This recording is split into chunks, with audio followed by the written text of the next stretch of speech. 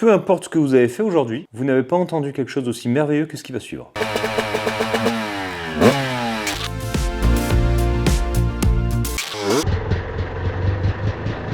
The highest paid rider in Supercross, $1 million a year, and look at Johnson!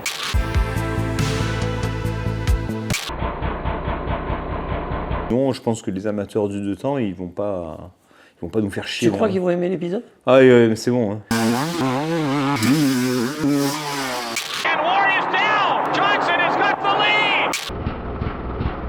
On a hésité entre ça et un épisode électrique pour cette semaine. Est-ce que vous préférez quoi?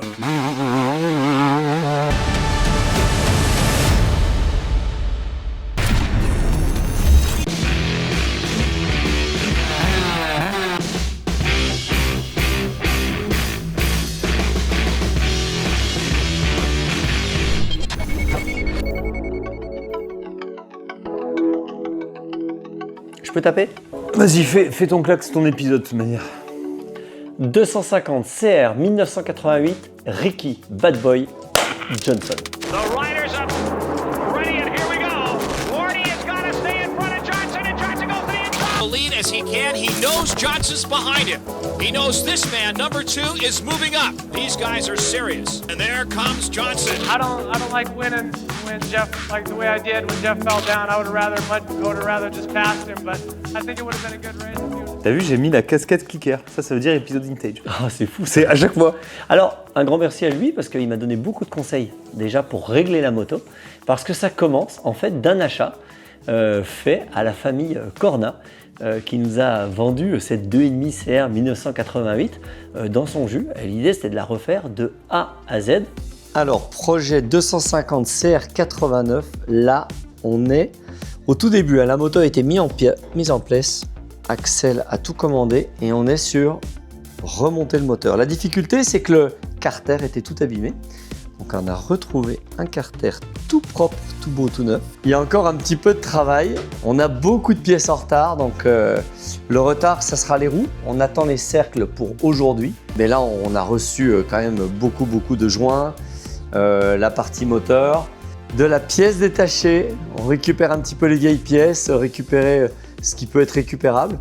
Axel, il est en mode moteur. C'est une matinée entièrement dédiée au moteur. Alors la petite difficulté, il va falloir que je demande au padré de s'occuper de la fourche. Parce qu'en une semaine, refaire une moto vintage complète, vous imaginez bien que ça va être un peu compliqué. Donc là, on va demander un petit coup de main quand même au padré qui en a fait assez de suspension. Il peut bien nous redonner un petit coup de main.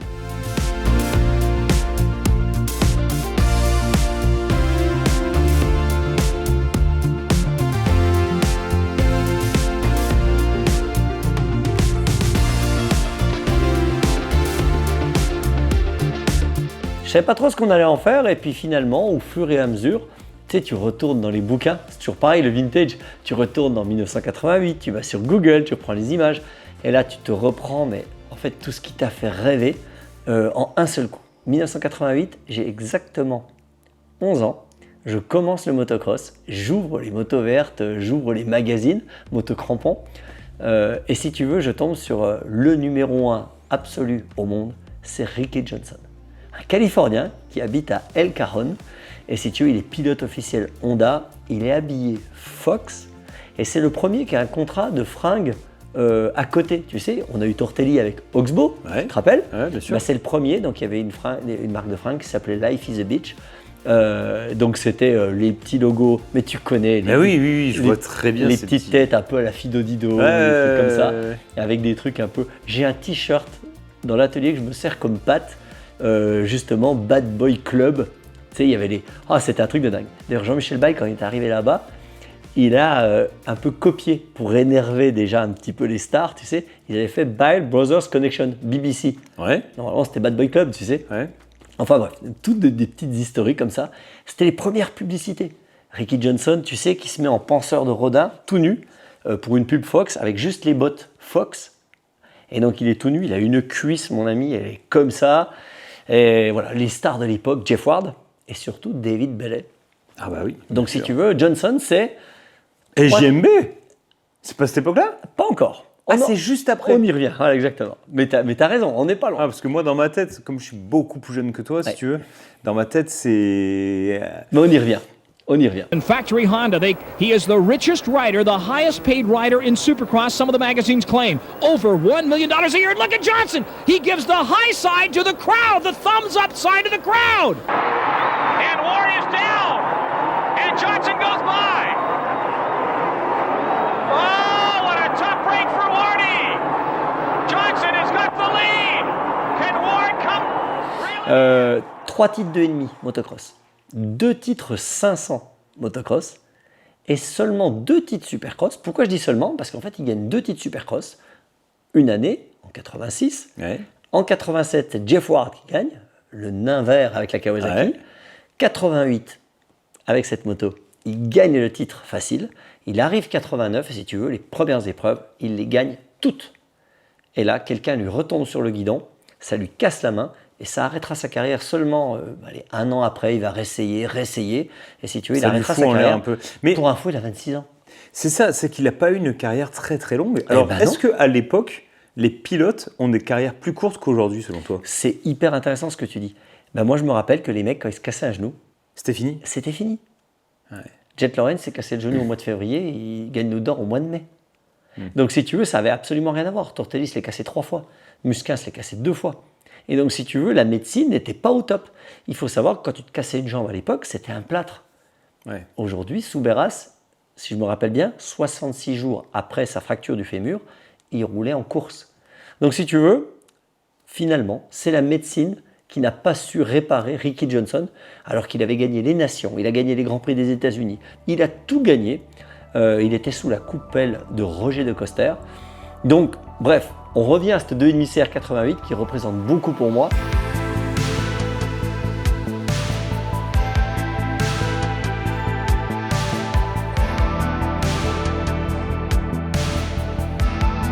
J'ai eu envie de chercher, tu sais, les tenues Fox de l'époque, mais c'est dur de les trouver dans bon état et je trouvais que les tenues, surtout celle que j'ai choisie, elle est quand même plutôt cool et elle va bien avec la moto.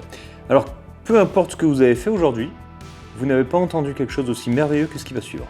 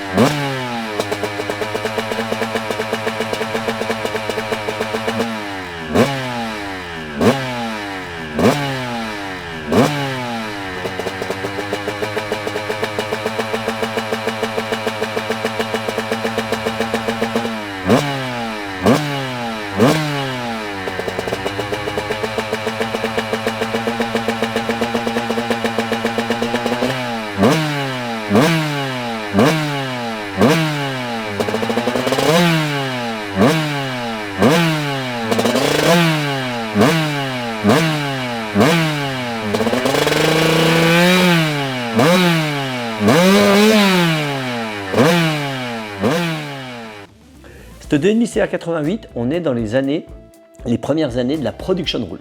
Donc terminer les motos d'usine, on est d'accord, depuis 86. Donc on prend une moto stock et on l'améliore. Pour Pro Circuit, donc nous on a mis un DEP, tu sais. Il y avait quand même les carters Honda Racing parce que le moteur était HRC. Et puis elle ressemblait beaucoup à une moto d'origine. La seule chose, c'est qu'il y avait la fourche hyper connue, inversée, usine à l'avant. D'habitude, c'était des soufflets rouges. Ouais, c'est vrai, c'est vrai. Fourche conventionnelle. Donc toi, tu as quand même voulu, sur notre moto, faire une réplica Johnson. donc du coup, c'est quoi l'astuce? Eh ben, je me suis imaginé que la fourche qu'il avait inversée, c'était une fourche qui avait combien d'années d'avance? 5-6? 4-5 ans d'avance. 4-5 ans, ouais. Donc on a pris une fourche de 92 Ouais. et on l'a mis sur la moto. On a fait les petites modifications au niveau du T de fourche. Et donc on a mis l'avant d'une 92 et on s'est dit, allez, ça ressemblera. Bah, tu sais quoi? On met un petit coup de kick, on va à Lafare-les-Oliviers qui nous a accueillis sur un terrain. On voulait un terrain avec des montées, des descentes et des Un trous. peu plus old school que d'habitude, ouais. Exactement. Ils nous ont accueillis, on met un coup de kick et on voit si j'ai raison.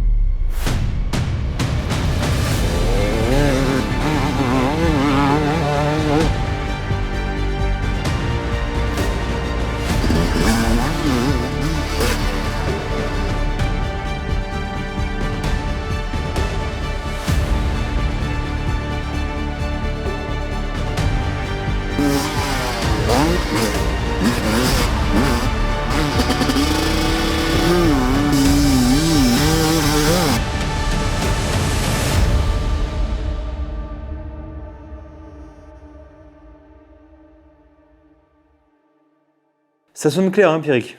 Là, le moteur, dingue. Bon, c'est un moteur de Honda. La carbu, tout était parfait selon toi? Un poil pauvre, et une fois de plus, j'ai détonné un petit peu. C'est-à-dire qu'elle cliquetait à peine. Alors pour la séance photo, ça va très très bien. Mais si je dois faire une course, j'hésite entre retravailler un peu la culasse, tu sais, pour la décomprimer, Ouais. parce que le carburant Alors qu'est-ce que tu d'aujourd'hui... appelles à retravailler la culasse? Ce serait quoi? En fait, tu la creuses un petit peu Ok, ouais. pour qu'il y ait un peu plus de contenance d'essence, Ouais. un peu moins comprimer l'essence. Donc ça permet de moins détonner sur le piston. C'est ce qu'on a aujourd'hui quand on parle de dôme interchangeable de culasse. Oui, ça permet de Ça permet de ça suivant l'essence que tu utilises, suivant là où tu vas. Parce qu'il faut savoir que dès que ça colle un peu, Ouais. si tu veux, ça fait forcer le moteur et ça détonne. Et c'est là que ça peut casser le piston, voire même la bielle, tu sais. Donc là, je suis limite. Donc pour la séance photo, ça va bien. Mais si je devais faire à le voir. Touquet ou une course de cross, alors j'hésite entre tu sais, relever le cylindre, tu mets 2 joints en base, Ouais, ok. 2 joints de culasse, ça se fait pas, mais ça se fait. Ou retravailler la culasse, émettre de l'essence. Là, on avait de la Elf, mais C'est tu celle vois. qu'on vend, ça? Oui, exactement, la MITS 46. Qui sert à. Bah, pas que les- 102 d'octane. Voilà, mais ça ne nous sert pas que pour les vieilles motos, hein, celle-là. Hein. Non, non, non, à la base, c'est de l'essence racing, mais si tu veux, dans les vintage, ça permet de détonner un petit peu moins. Cette moto, on va la vendre.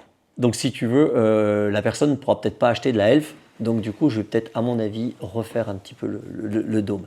Mais autrement, le moteur, il craque, mais grave. Je te l'ai dit, hein, entre la 2.5 YZ qu'on a refait là, quand Ouais. on est allé à Lune Plage Ouais, ouais. et celle-là, Il n'y a pas une énorme différence. C'est fou, hein. ah, c'est fou.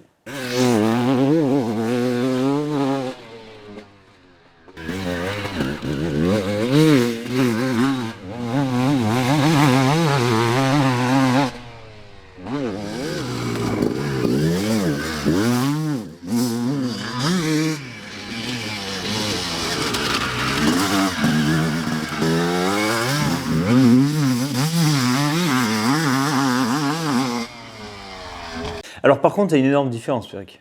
C'est pas sur la sonorité, c'est pas sur la puissance peut-être. Ah là, j'ai pas besoin d'en parler, je crois que c'est toi qui l'as vu le mieux. Ah bah au premier passage. Je me suis dit, bah là il va falloir qu'il s'accroche, hein, parce que t'étais secoué. Ouais. J'avais l'impression que, tu sais les taureaux rodéo là dans les fêtes C'est ça. foraines. C'était ça. Et pourtant, j'ai triché. Normalement, tu roules avec 30-35 de précharge avec les motos anciennes. Mais comme la selle est haute, si tu veux, elle te pousse aux fesses, un truc de malade. Donc moi, je mets 40. Allez, j'ai mis 40-42. C'est beaucoup quand De même, c'est précharge. presque sur une 4,5 que tu mets ça. Bah oui, mais bon, le truc, c'est que quand tu arrives au freinage puis que la moto est comme ça, t'as pas très envie, quoi. Donc si tu veux, j'ai déjà un peu triché en baissant la moto. Mais là, le problème, c'est que c'est une pompe à vélo. Ouais. Déjà à l'époque, si tu veux, dans les années 87, 88, 89, 90, moi, dès que j'achetais ma moto, je mettais un Hollins. J'allais à Aurillac, à l'époque, acheter un Hollins. Et si tu veux, la moto, c'était plus la même. La fourche, on pouvait compenser, mais l'amortisseur, c'était abominable. Donc là, cette moto-là, à mon avis, je pense qu'il y aura soit un Hollins, soit un Boss, parce Ouais. qu'il fait des amortisseurs vintage, ou soit on va retravailler entièrement le setting pour le changer, mais d'origine. On a vu que la limite de la moto, c'était ça. Hein. Ah bah ouais, non, là, c'est là où j'ai envie de dire, tu vois que c'est vintage quoi. Ouais. La boîte à vitesse, elle tire super long, j'adore. Ornière en 2, tu mets la 3 et tu allonges, mais super fort. il n'y a pas ce côté tout le temps à passer des vitesses. Ouais, oui, c'est pas, il n'y a pas l'effet 125, quoi. Ah, j'aime beaucoup. Par contre, visuellement, putain, mais quelle légèreté, mais pas dans le bon sens du terme. Oui. C'est fou, quoi. Alors toi, tu l'as vue légère et moi, je l'ai vue courte. Bah, Donc, moi, j'avais ça, en l'impression qu'il me manquait quelque chose Ouais. pour la tenir au sol, quoi. En gros, ça faisait BMX. Ouais, mais tu vois, des fois, tu roules avec la 2,5YZ, par exemple, et je te vois passer et tout, et moi, tu vois, je suis nul, j'ai pas le niveau pour mener bien un 2,5 de temps, et pourtant, c'est mon rêve. Hein. J'aimerais Et t'as qu'est-ce que roulé j'aimerais. avec. Et T'as j'ai eu roulé, une mais je suis- demi-serre, hein. Mais oui, mais je suis nul. Déjà, je suis pas super fort, alors là, tu me mets un 2,5 de temps, c'est une catastrophe. Mais là, ben, ça m'a pas donné envie plus que ça, quoi. Ouais. Je te voyais un truc comme ça, je dis, oh, Ouais, et là, le circuit, en plus, il y avait des trous. ouais, le circuit, il y a des trucs. On avait cherché un circuit où ça brasse ou que ça fasse un peu outdoor.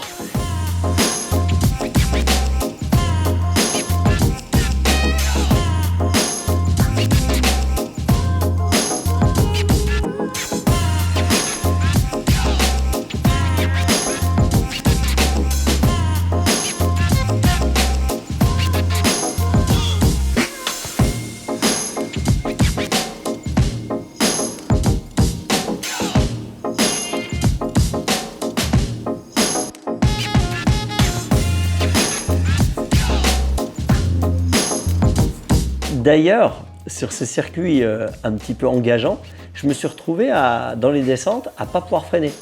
Tu sais, Oui. genre à avoir du mal à m'arrêter avant l'ornière. Manque de puissance. Alors, manque de frein, moto qui gigote beaucoup, un peu courte, tu sais, qui t'amène sur l'avant. Et donc c'est là que je me suis dit, putain, mais à l'époque, les descentes, c'est vrai que ça foutait la trouille. Et il y avait des mecs qui étaient bons en descente, et d'autres bons dans les virages. Et là, en l'occurrence, je comprends, j'arrivais pas à m'arrêter en bas des descentes. Et pourtant, c'est 2 disques, hein, ça freine fort. Mais c'était pas évident, ça engageait. Est-ce qu'avec une fourche encore plus moderne, ou même un intérieur de fourche Boss, par exemple, parce que tu en parlais, est-ce que tu penses que tu peux bien corriger quand même ce problème de descente où tu arrives dans les trous, le truc s'arrête pas Eh ben écoute, non, on revient sur cette fourche, donc j'ai fait un bon choix. Elle était pas mal, hein. Ah, t'es pas si mal. Ah bah si tu veux mettre pour moi le moteur comparé à une 2025. Le moteur il est à 80-90% d'une 2025. Quasiment pareil. Ah ouais. La fourche, clairement, on n'est qu'à 60% d'une 2025. Ouais, là par contre, ouais. Ouais. Amortisseur, on est à 30%. Ah ouais, l'amortisseur, c'est. Ah oui. C'est Et- quoi, un truc de trail de maintenant tu sais Non, mais ouais, C'est j'avais un l'impression trail, d'être Greg Gilson sur une XLS, quoi. Non, mais c'était fou. Alors, par contre, il tracte, hein. T'as vu Ouais. la montée? J'aurais jamais cru prendre l'intérieur et sauter le camel en montée à la Farès Olivier, hein. Ouais, enfin bon, des fois tu passes dans des trous, tu verras les plans d'eau.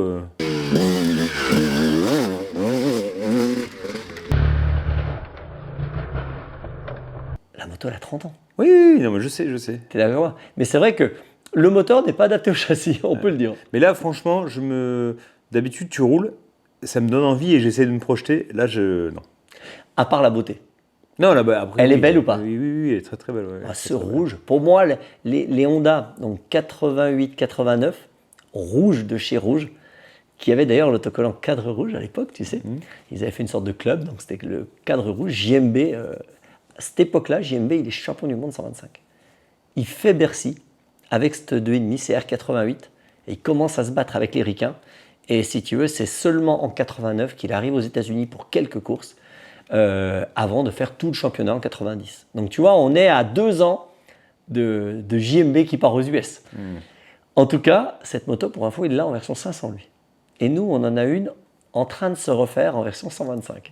125, 2,5, 500. Là, ça pourrait presque faire un. Ah bah là, une course, un épisode, Ouais. un interview, on pourrait faire pas mal de choses. Au niveau du bruit, donc toi tu valides alors, hein? Ça m'a plus plu en statique, j'ai trouvé que c'était irréprochable. J'ai trouvé même que c'était rarement aussi jouissif que ça. Ouais. Quand tu roulais, j'étais un peu sur ma faim quand même. Alors après, il y avait la piste qui était quand même très trouée. Ouais, il faudrait un truc plus. Tu aimerais un truc plus old school encore. Ouais, ça, c'était pas encore assez la piste qui pompe les chevaux, Ouais. où vraiment t'entends le 2 temps en charge, le whack qui dure longtemps et tout. Tu vois, j'étais un petit peu déçu pour ça. Mais sinon, je pense que les amateurs du 2 temps, ils vont pas nous faire chier. Tu crois hein. qu'ils vont aimer l'épisode? Ah oui, mais c'est bon. Hein. Est-ce que je peux te On demander a un hésité service? entre ça et un épisode électrique pour cette semaine. Est-ce que vous préférez quoi? Ah, on a fait cette. Ouais, bah zut, alors on a fait cette 2,5 CR88. Tu crois qu'ils auraient kiffé quand même? Est-ce que pour kiffer encore plus, est-ce que tu peux me faire un petit service, Raphaël? Dis-moi. Est-ce que tu peux me mettre des belles images? Parce que Ricky Johnson, c'est celui qui a fait la course de Supercross la plus célèbre. Une Ah oui, bagarre tu m'en as parlé. avec David Ballet à Anaheim, où il se passe et il se repasse 100 fois dans la finale. Est-ce que tu peux nous trouver ces images et nous les mettre? Je vais essayer de vous mettre ça. He's right next to him. Holy smoke, he wastes no time at going for the jugular. Goes right for the lead right there. And Johnson on the inside line has got guts. Look at this, side by side into the corner. A wide open straightaway in front of him, and there's no holding back. David Bailey down in second place as Ricky right now enjoying, well, it's about a bike length and a half, 2 bike lengths in certain sections of the track. Look at this, Bailey on the inside pulls the lead and takes it back again. That's the 4th time in a lap that we've had the lead change. There's a very unusual picture right there. Who would have ever thought that you would see number 4, Brock Glover, former Supercross champ, being lapped, and there's Ricky Johnson, a great inside pass, and Bailey gets him back again. Holy smoke, these guys, they came to almost a dead stop in that very tight corner. Now we're back again to a 3 bike length advantage between first and second place, and the entire Anaheim Stadium crowd is on their feet. Je suis en train de recevoir, on est au mois de décembre, je ne sais pas quand passera l'épisode, mais là on a tourné au mois de décembre, juste avant Noël. Je reçois des messages de partout pour les courses vintage de l'année prochaine. Ah mais là franchement, alors, ils organisent tous des courses un peu spéciales, de l'Angleterre à la France. Je reçois des emails, est-ce que je vais réussir à te convaincre? Réponse. Mais attends, déjà la question c'est est-ce que tu la vends ou pas cette moto? Ah, J'en sais rien. ah parce qu'au début c'était ouais bon je la refais, on fait un épisode, peut-être je la revendrai et tout, et puis là du coup non. Et puis, Alors tu sais quoi? Tu viens de mettre le doigt sur un gros problème. T'as beau racheter une moto et la refaire en disant je vais rouler un petit coup avec et puis je la revendrai. Mais tu peux pas. Moi je peux pas la revendre là. Tu vois ce que je veux dire? Il faut que je la revende. Si je la revends pas, on va pas en faire une autre qui sera cool. Et il y en a tellement des cools. Ah oui il y en a plein ouais. Une 125 Mugen, 35 millions ouais. t'es d'accord avec moi? Une 500 CR, une 2,5 RM Pastrana, une 125 RM de Maria. Ah, moi je referais bien une 125 KX. Tu sais quand Spitfire là, Ah, Spitfire. celle Mike de Brown. Carmichael. Carmichael il avait le 4 déjà je crois non? Ouais, ou même la première qu'il a eue avec le numéro 70. là. Il me semble qu'il y avait l'arrière, il n'avait pas l'arrière noir Carmichael sur Ouais. la 125 avec alors moi celle-là je Ouais, l'ai- c'est sa troisième année de titre. Il y a même une année, Carmichael, il gagne l'Out d'Or 2,5. Et donc la dernière course, comme il a gagné, il retourne en 125. Oh ça, Alors, et les 2 manches. Les 2 manches. ah, ça c'est beau, À Steel City. c'est beau. Ouais, c'est fou. Tu sais, il y avait ce petit côté genre, attendez, je suis parti de la catégorie. Là, il y a un champion 125, ok? Mais rappelez-vous que le meilleur, ça reste moi. Même si je suis parti. Donc voilà, il est là le problème. C'est que cette moto, je ne veux pas la vendre.